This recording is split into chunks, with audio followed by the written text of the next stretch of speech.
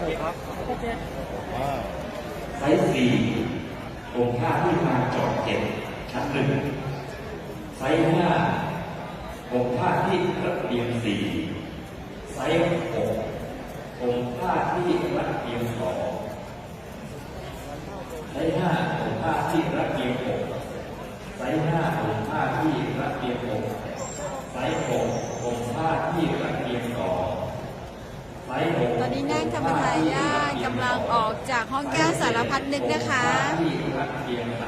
น่าปลื้มปิติใจมากเลยค่ะผ้าที่ระเบียงที่เหลือเลยครับที่อาจจะเหลือครับตั้งแต่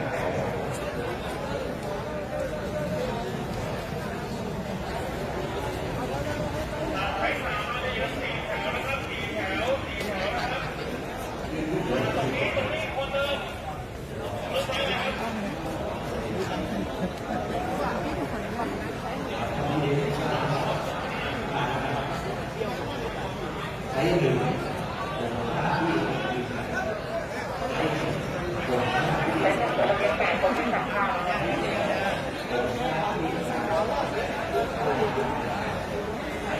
ต่อไป